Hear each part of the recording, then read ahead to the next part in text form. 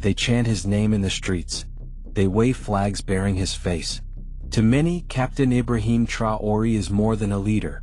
He's a symbol of defiance, a Pan-African hope, a revolutionary flame in a continent scorched by foreign meddling. But beneath the chants and symbols, a question no one dares ask too loudly is beginning to echo. What happens when he's gone? Because whether by force, fate, or fallout, no strongman stays forever. And when the dust finally settles, who takes over? Or worse, what happens if no one does? This isn't just about Traoré. It's about Burkina Faso's long, bloody tradition of military coups, fragile governance, and the dangerously uncharted waters of post-Traoré politics. If you think Burkina Faso is stable now, think again. The balance is delicate. One misstep, one betrayal, one bullet, and the entire nation could plunge into a deeper chaos than it has ever known. Today we ask the question few are willing to face. What does a Burkina Faso without Ibrahim Traoré actually look like? And who, if anyone, is waiting in the shadows to fill that void? Burkina Faso's political history is a graveyard of leaders brought down by betrayal, coups, and civil unrest. Since its independence in 1960, no leader has served a full democratic term without being deposed, assassinated, or driven out. Thomas Sankara, perhaps the most revered figure in the country's history, was killed in a 1987 coup orchestrated by his once trusted ally, Blaise Compaoré. Compaoré then ruled for 27 years, until a 2014 popular uprising forced him into exile. Since then, the presidency has changed hands through both civilian elections and military coups, but rarely through peaceful transitions. Ibrahim Traoré's own rise in 2022 followed the ousting of Lieutenant Colonel Paul-Henri Sandaogo Damiba, himself a military ruler who had overthrown President Roch Kabore just months earlier. Traoré presented himself as the man who could finally bring security and anti-imperialist resolve, but history tells us this. In Burkina Faso, revolutions don't end with parades. They end with silence, suspicion, and often a gunshot. The problem isn't just who leads, it's that no system has been allowed to survive long enough to ensure peaceful succession. And that's why what happens after Traoré could be even more destabilizing than his rise. At the heart of Traoré's rule is the MPSR, the Patriotic Movement for Safeguard and Restoration, a military-led transitional authority that currently governs Burkina Faso. While it may look like a united front, insiders and analysts suggest otherwise. Within the military ranks, especially among the elite units and regional commanders, tensions have been quietly growing. Some factions are loyal to Traoré's Pan-African ideals. Others are more pragmatic, or ambitious. A few quietly question his aggressive anti-French stance, which has alienated traditional partners and left Burkina Faso increasingly isolated diplomatically. There's also the issue of the Volunteers for the Defense of the Homeland (VDP), a network of civilian fighters loosely coordinated by the military to combat insurgents. While initially effective in some areas, the VDP now represents a wild card in the power equation. They are heavily armed, fiercely loyal to local commanders, and lack a central ideological anchor. If Traoré falls or loses influence, who will they answer to? Then there's the Alliance of Sahel States, AS, an emerging bloc between Burkina Faso, Mali, and Niger.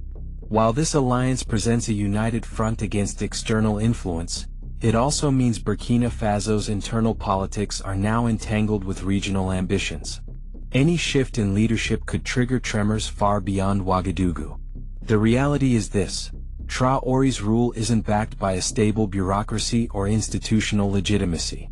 It is held together by networks of loyalty, fear, ideology, and force, a fragile web that could unravel quickly if tested. In the event of Traoré's exit, whether sudden or gradual, the real question becomes, who steps in? Let's examine the possibilities, each with their own risks and political baggage. 1. Colonel Celestin Simpri, Traoré's right-hand man?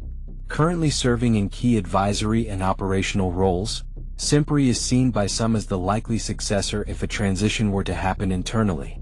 But he lacks the populist charisma of Traoré and may struggle to unify the factions Traoré has so far managed to hold together. 2. Paul-Henri Sandaogo Damiba, a possible return? Although forced into exile, Damiba still has connections within certain military sectors and may seek a comeback if Traoré falls. However, his perceived closeness to France and inability to deliver security could render him unacceptable to the public, and dangerous to those currently in power. 3. A civilian figurehead backed by the military. There's growing international pressure for a return to civilian rule. In the event of Traoré's ousting, the military could install a civilian figure as a puppet leader to calm tensions. But this move could backfire if seen as inauthentic or externally imposed. 4. Regional commanders turning warlords.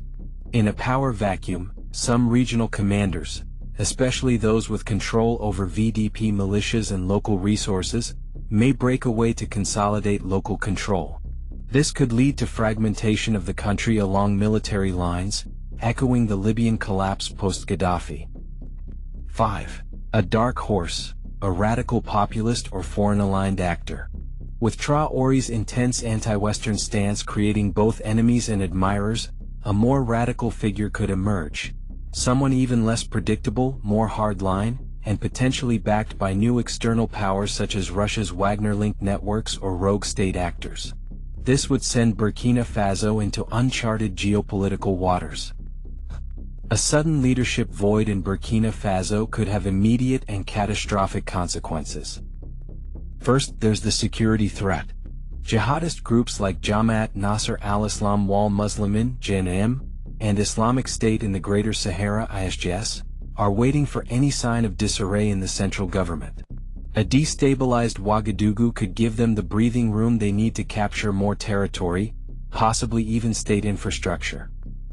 Second, there's the risk of mass displacement and ethnic violence. Without a clear central authority, localized rivalries could flare up. Communities armed under the VDP banner might turn on each other, or on perceived outsiders, creating a humanitarian crisis. Third, there's the regional domino effect.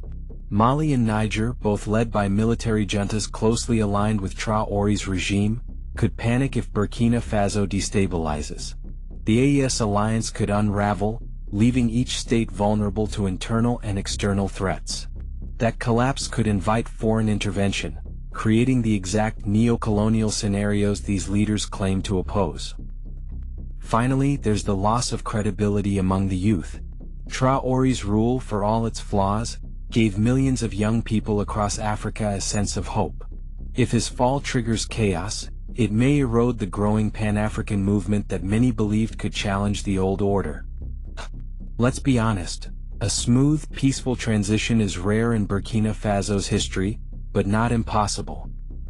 One scenario would involve Traoré voluntarily stepping down in favor of a transitional civilian-military hybrid council, one that includes respected civil society leaders, youth representatives, and loyalist military figures.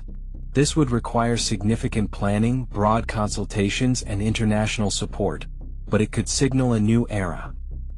Another possibility is holding a constitutional referendum under Traoré's leadership to establish clear rules of succession. This would legitimize the next transition and reduce uncertainty, but it requires Traoré to cede some of his centralized power, something few military rulers are eager to do. The real challenge, however, lies in building institutions that outlast personalities.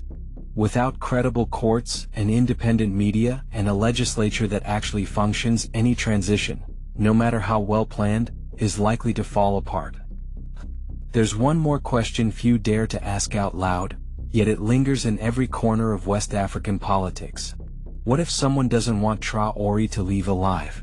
In a region where assassination has historically been a political tool, no one is completely safe.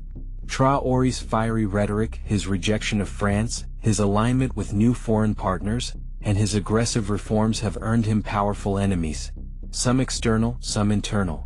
The alleged assassination attempt in April 2025, which some dismissed as a staged event, revealed a chilling truth either way. Someone wanted Traoré dead, or someone wanted us to believe it. Both options are dangerous. If a real attempt was made, then we must ask, who has the access, the motive, and the courage? If it was staged, then what kind of political environment allows for such manipulation? Either way, the nation is sitting on a knife's edge. So what comes after Ibrahim Traoré? That depends on what happens before he's gone. If he builds institutions, grooms successors, and communicates a clear vision, his legacy may survive him. If he rules through fear, isolates himself, or silences dissent, he will fall like those before him, leaving chaos in his wake. For the people of Burkina Faso to avoid another bloody chapter, it must prepare for the unthinkable, life without its current leader. That preparation doesn't start with weapons or foreign deals. It starts with truth, dialogue, and a willingness to let power be shared, not seized. If there's one lesson history has taught us, it's this. A revolution that doesn't plan for its own succession is just a prelude to the next one. And that next one may not be as forgiving. No one knows how or when Ibrahim Traoré's story will end. But pretending it won't, that's the real danger.